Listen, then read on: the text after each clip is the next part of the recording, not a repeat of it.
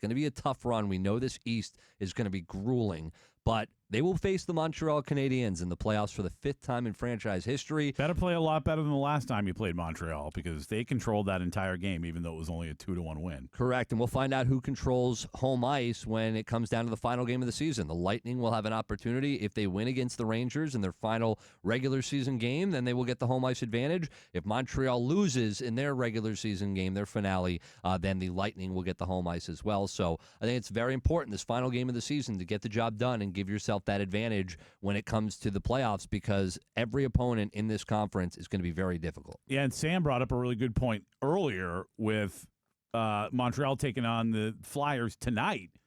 They could be done, if they lose tonight against Philadelphia, they'll be done before the Lightning even get on the ice tomorrow night when it comes to that home ice advantage. So the Lightning could decide, let's give Andrei Vasilevsky the night off. Let's really, cut down on the minutes for some guys that usually play a lot of minutes. Like, maybe you don't give a Cooch the night off, but maybe you just play him for significantly fewer minutes than you typically do, right? So you can really do a good job of giving your guys a little bit of rest heading into this series if Philadelphia gets it done against Montreal tonight. And speaking of Cooch, just continuing to add on to his historic season, 27 seconds into overtime, you had Vazzy make a big save, and then it was Cooch and Point going back and forth and getting the job done for this team. So overall, you like that you got the win here. And we also saw Connor Geekie have a great moment, have his first goal of the season, scoring for Tampa Bay and helping out in that breakaway. And we'll have Connor Geekie joining the show at 8:30 this morning. So we'll absolutely be talking to him about that goal yesterday, Kucherov, what his season has been like, being up and down at times throughout the season. So we will we'll definitely catch up with Connor Geekie and find out what's going on behind the scenes. But I feel good about what they're doing right now. 50-win season for this team, and got to keep moving forward here and get that momentum as they get to the playoffs. And it starts with that home ice advantage and beating the Rangers. Yeah, I feel a lot better about this team heading into the playoffs this year than I did last year. I don't know that I believe that they're going to win a Stanley Cup, but I also don't think it's necessarily out of the question. Last year, I told you going into the playoffs, I don't see this team hanging around long because they're just not physical enough, and they were eliminated in the first round, but by the eventual Stanley Cup champion Florida Panthers. But this year, I just think that they are more equipped, they are more physical, and they will be able to hang around longer. But that's a really tough Montreal team, as you noted, that they're playing in round one. And if they don't control the pace of play and they allow Montreal to look the way they did in the last matchup, they won't get out of the first round. So we got playoffs just ahead in the NHL. We got regular season really just getting going here in Major League Baseball, and we got the Rays who are starting a series on the road in Chicago to take on the White Sox with Shane McClanahan on the bump today. It's going to be a 7:40 first pitch. Of course, you can hear that right here on 95.7 WDAE. We've always got you covered. And I think a very big moment for this Rays team early in the season to say, hey, we're tied for first place right now. We got our ace on the mound tonight who's getting better and better and going to continue to improve, hopefully, as the season goes on. And hopefully not walk guys, as he's done at times this year. But really good position for the Rays starting this series against the team they should be able to handle, at least as far as the series is concerned. Yeah, and I like this road trip for Shane. You know what I mean? Like, I feel like it can really help him kind of get settled in, because you think about his first start of the year, he's returning after forever. You know what I mean? Like over 2 years since he had pitched before. So he has this all this emotion returning to the mound for the first time in over 2 years.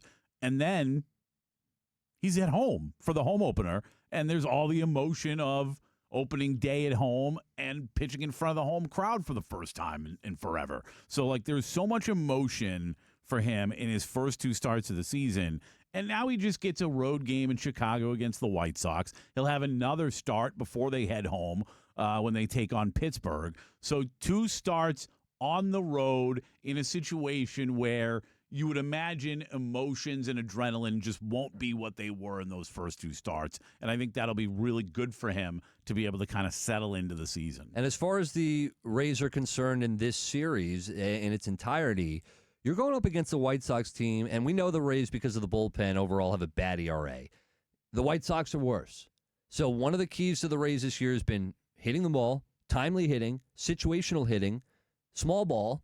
So if you do your job against Chicago, which clearly their pitching staff is struggling, then you should be able to take care of business. One of the teams that's shocking me with how bad their pitching has been. I told this to Sam yesterday. I told this to you yesterday. We were putting a parlay together yesterday, and Sam took the Astros to stay in and hang around in the game. I don't trust the Astros at all right now. Yeah. So it just goes to show you, it doesn't matter what you have in the lineup. It doesn't matter if you have some of the best hitters, one of the best hitters in all of baseball, as far as power is concerned. Your pitching sucks. And that's not going to get you very far. And that's why we've been focusing so much on pitching and defense with the Rays, because the Rays aren't doing too well overall when it comes to pitching. Starting has been great, but the bullpen has been a problem for them. They're going to have to fix that. And Chicago is a team that you want to go and get that done against. Yeah, and a team that you should go and get that done against. And you've got McClanahan on the mound to start in Game 1. You're going to go to Schulten's, as an opener in Game 2. And then it's back to Steven Matz, and you look at those matchups, obviously not the middle game, but you look at the other matchups, and you feel like it should be a very advantageous matchup for you on the mound.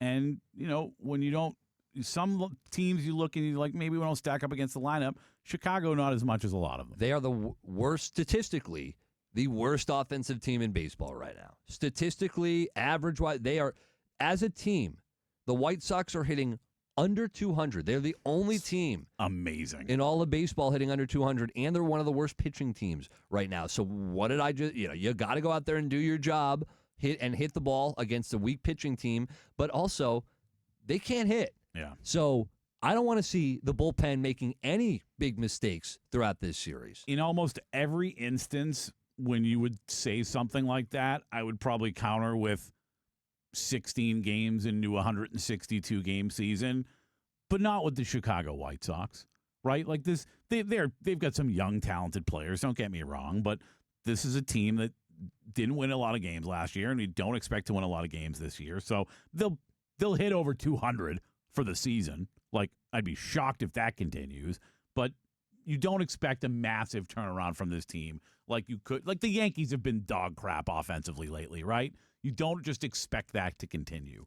You kind of do for the White Sox. Right, and the Yankees have been so bad offensively, and still on the season, they've driven in 69 runs. The White Sox have driven in 43. So think about that. The Yankees have had such a bad run, and they've still driven in almost 30 runs more than them, 69 to 43. So 26 runs right there, if my math is correct. That's pretty bad. That's bad. So this is a team where you just swept the Yankees. If you're the Rays, you better keep eating. Don't just be happy that you swept the Yankees at home. You have an opportunity now to go on the road in Chicago and do the same thing against a bad White Sox team. How do you bat below 200 as a team? Do you have this? You have a bad start and everyone's doing bad. I could see how it happens. Yeah. There's no teams. Obviously you're going to bat lower than 300. It's very hard to. You'd have to have a lot of guys on the team hitting above 300 for you to average it. But below 200, it's bad. Like that's very bad. It's very bad. I don't expect teams don't ever hit 300 as a team, right? Like that is never an expectation. The Dodgers are hitting 290 as a team right now. Do you have their stats in front of you right now? The White Sox? Yeah, I do. Do you, Sam? Do you have their stats in front of you? I can shortly. No, I don't want you to though. I want to test you here.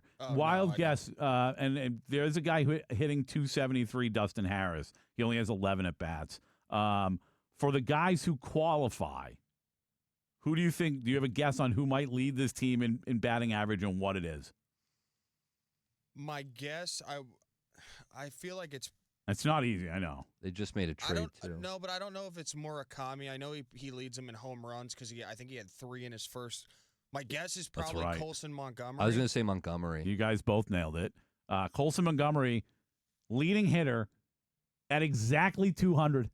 That's horrible. Exactly they've got several guys that are hitting above 200, but they don't have the at bats to qualify. Of the qualifying hitters, your leading hitter is Colson Montgomery at 200. 200. I mean, that is really, really bad. We've got also Chandler just Simpson traded, floating around 400. They also just traded Sosa, who had hit some bombs for them last year. So it sounds like a good idea. They should trade off more of their talent. They should see if they can beat the record they've already beaten, being the worst team in the history of baseball. He had 22 home runs for them last year. They just traded him away. For as bad as the White Sox are, though, and some people acknowledge this on the text line, I was in Chicago last year finishing school, so I went to a couple of these games. I don't know what it is.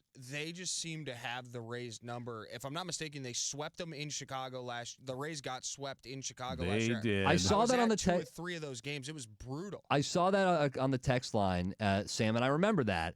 But when we're talking about this year, and somebody said what we're talking about right now doesn't matter one freaking bit. The last couple of years, they seem to have had our number. How does that matter more? This is a completely different looking Rays team. Like, because they had our numbers and the number in the last few years, this team looks completely different. You know, I always believe in historical stats, Aaron. By the way, Brandon Lau had a massive night for the Pirates again yesterday. I saw a thing, first Pirate ever to have back-to-back 5+ RBI games. We're not gonna talk about it. We're not gonna talk about it because it's time to talk about something else.